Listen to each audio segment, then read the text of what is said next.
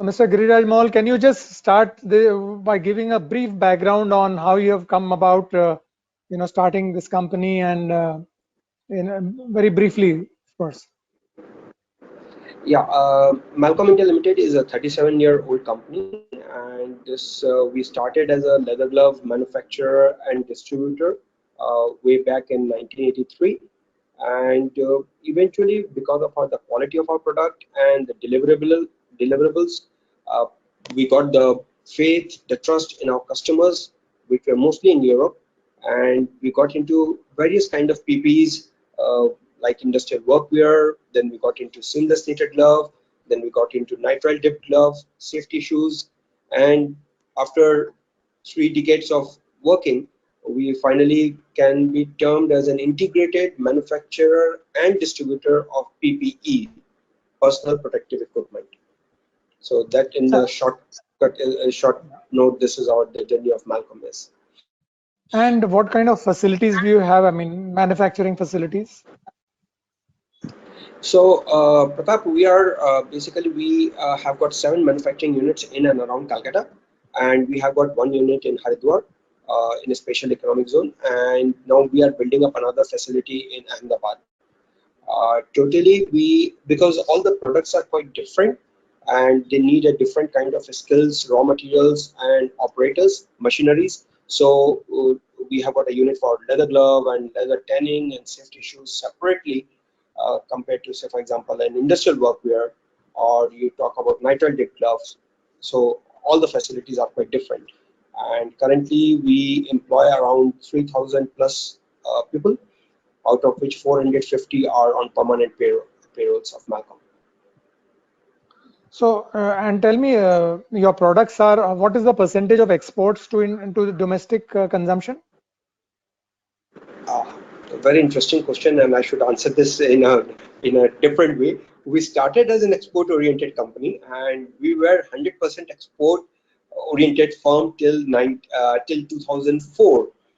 And 2004, because of the excise benefit which was given to the Indian industries in some of the states, and we thought of getting into the manufacturing and distribution of similar items in Indian market.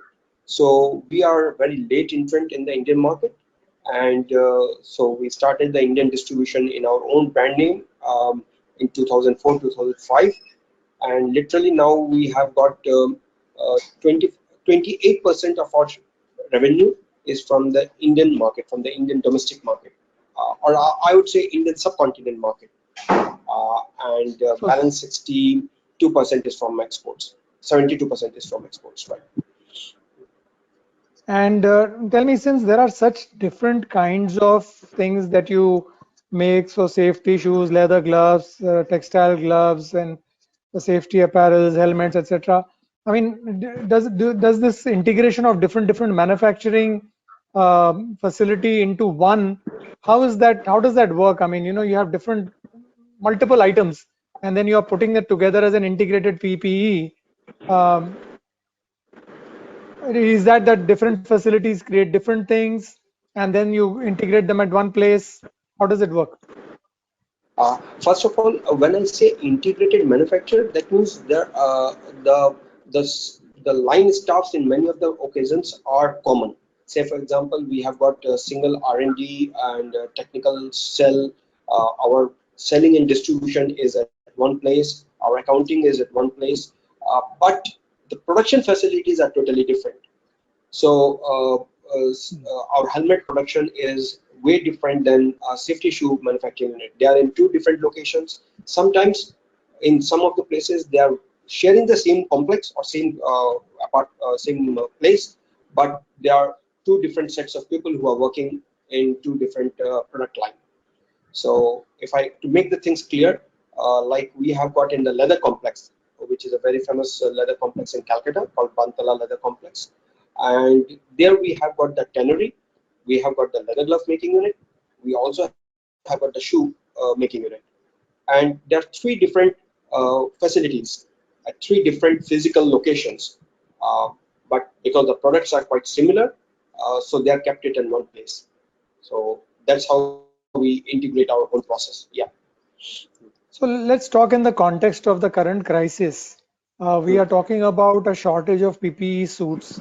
Government is importing from China. I believe right now they have mentioned something like some millions of PPE sets, 1.5 million or something. They are talking about importing from there. And what is our capacity? What's the capacity of the company here in terms of producing the kind of suits they are talking about?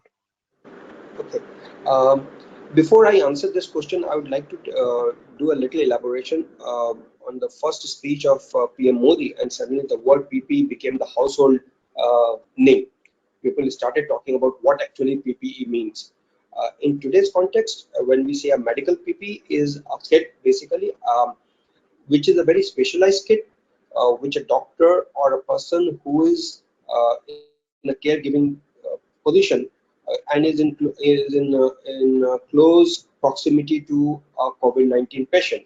So you need to have a complete overall, which kind of an encapsulated overall. When I say encapsulated, not necessarily the way the chemical suits are, but it should protect you from the external environment. And then you need to have an eyewear, a face mask, and a shoe cover, and a pair of gloves. These are supposed to be a disposable, non-disposable, one-time use, reusable product. Mind the word, these are disposable, they are one-time use, and can be recyclable. So it needs to be a material so that you can recycle it. So this whole component, a majority of the biggest cost element is the suit. And the suit, unfortunately, there were not many fabric makers of this suit in India. There are quite, but not many compared to any other developing countries. And see, unfortunately, as it is in the healthcare segment, we were not using this kind of suit or any kind of protective equipment to that extent what we are supposed to be doing. So, and suddenly the market has been opened up to supply maybe 22 million pieces of suits in a short span of maybe 2 months' time. So this is a big challenge which many developed countries had faced because they did not have that amount of suit available to them. So if you, I had read somewhere that Dr. Trihan, when taking care of 14 Italian patients, the first set of Italian patients in Delhi, he had consumed, or his department had consumed something like 4,000 pieces of suits in a period of 28 days. So we are now talking about almost 200 suits per patient. So we are talking about almost, yeah, 5 to 6 suits per patient per day. So, and this is a big segment now you are talking about. So, but now I'm glad that DRDO and there are many agencies like Hindustan Life, HLL Life Sciences Limited in Cochin, um, uh, the government nodal agency which are in the purchasing of all these PPEs. They came up very fast with the norms, and they try to see who are the fabric makers in India and who are the stitchers, so that you can make this demand meet at a very fast pace. So still we took some time because of organizing all these things, but now there are quite a few handful number of manufacturers. If you have heard, there are companies in Bangalore who had a good manufacturing facilities. They have been converted into making PPE overall in a very short span of time. Don't forget, we have to maintain the social distancing, and we have to also maintain the all kind of safety measures so that we can't have all the workers working in the very first go. So But you said, I still think the a main demand, challenge you're saying, main challenge you're saying is the technical textile which is actually used as the fabric. right? Exactly. We didn't have the good number of sources from in India. I see. And Yeah. what would be a cost of a typical PPE suit? Typical PP suit. See, the typical PP is supposed to be a grade of technical fabric, which is what we call, if I'm not mistaken, it is called SSMSS. It's a kind of a multi-layered non-woven polyester fabric, or polypropylene fabric, which needs to be uh, water penetration permeability test. It should not fail in the water permeability, and it should be bacteria free, like bacteria efficiency, and then of course the antimicrobial, so that the microbes do not grow on it. Right. So if we consider that, and don't forget, we have to stitch. You have done the stitching of this technical textile, and you have to seal those, seal the seam of those stitching, so that even the small holes, no virus or microbe go through that hole. So that is another technology which gets into this making of this suit. Considering those elements and certified product, it should be anywhere from 700 to 800 rupees to the market rate, So, and that is the considering target price which. Sorry. yeah, yeah. So considering now that the government has announced that from 20th April there will be a selected reopening of certain facilities, manufacturing facilities, and everybody needs to follow the protocol. The requirement of this kind of a suit or protective gear is going to just grow exponentially, because everywhere there will be a guideline or some of the attendants or some of the employees or staff to be actually very well guarded, very well protected from whatever activity they are doing. Apart from the hazardness of their occupation, they will also have to protect themselves from the virus, so disinfecting and all that. So where is the capacity in the country to supply or to deliver so much as is going to be required? Pratap, are you referring to, or are you assuming a situation where you expect all the users to be wearing this kind of suit in a general? No, no, no. I'm saying at least critical manpower. Let's say in a factory, if you go, somebody who's possibly passing through or checking or testing people who are going through, they will require. So every facility will have some requirement. Uh, I'm not sure about that, because these suits are typically for the doctors, for the health service providers, for the people who are serving the patients in the isolation ward. Somebody who is in isolation, and he is COVID-19 positive, or with Ebola or something. So this is a typical medical suit, and this is not a very generic suit which everyone should be wearing, as far as No, my but knowledge goes. Yeah. no, but when tomorrow they've also allowed clinics. So there are Hmm. dentists, there are going to be ENTs, Right. specialists who are also going to be, they're not doing critical medical work, but they are doing cosmetic or otherwise, with patients in close proximity where the danger Yeah. of infection is high. They might require it as well, isn't it? Right. Right. So then now we are talking about a different subject, what we call is a disposable garments. So there will be, or there should be now a market which will come up for the disposable garments, which are in different grades.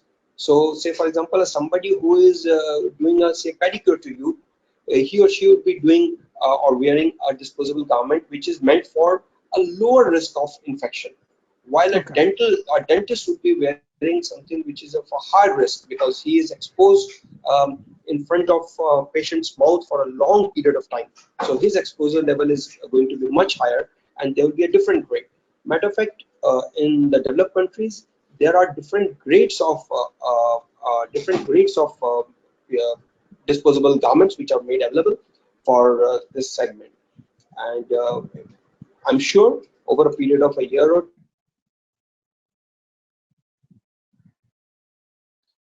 What about how has your facility reacted to this lockdown? I mean, do you have workers in place?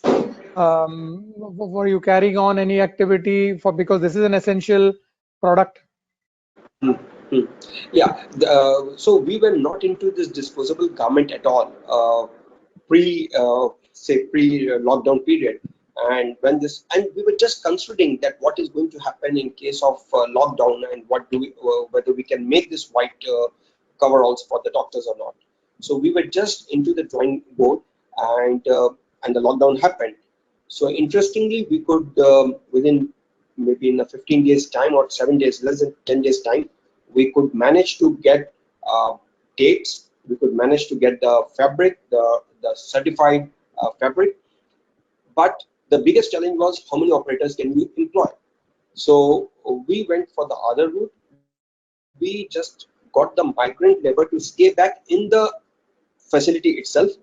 So out of say 200 stitching machines, we are using right now only 38 machines. 38 machines. All people are, instead of staying in the PGs or in the nearby neighborhood, we have asked them to move to the factory. We are organizing for their food and daily supplies, and they are asked not to go out of the factory. If they want to take a break, they have to stroll in the factory premises, and every day taking their temperature and ensuring that they are provided with a handful of sanitizers bottles with them at their disposal. They don't have to go out to get the sanitizer. So they have the sanitizer bottles at their working table, and they are encouraged to sanitize their hand as often as they can do, so that even the finished product doesn't have no traces of any kind of infection which they might be having. Do you think that now your ratio of export to domestic market might shift in favor of the domestic market given the demand? Matter of fact, it had been increasing. We started with 0% or zero share in domestic market in 2004, and right now we are constituting 28% with our growth of the organization as well. So that itself shows that the domestic market in PPE was already increasing. Definitely now Mallcom per se will get more into medical PPE or this disposable garment with a new product line, and definitely we'll be a company to reckon with in this segment now. One last question, Mr. Mall. How Sure. long do you think this is going to last, this crisis? As I'm not an economist. I'm not a scientist. But uh, looking at such a big population and so much of cultural divide, so much of social issues in our country, I feel if we can see the peak in middle of May, we should be too happy. And I think I think we should we should be too happy if we can peak out by middle of May. Yeah. All right, Mr. Mall. Thank you very much. It's been a Thank you. pleasure Thank talking you. to you. Thank you, All the Pradap. Thank best. you very Stay much safe. for your yeah. Yeah. Stay safe. Keep safe. Thank you. Bye. All Take right. care. All right.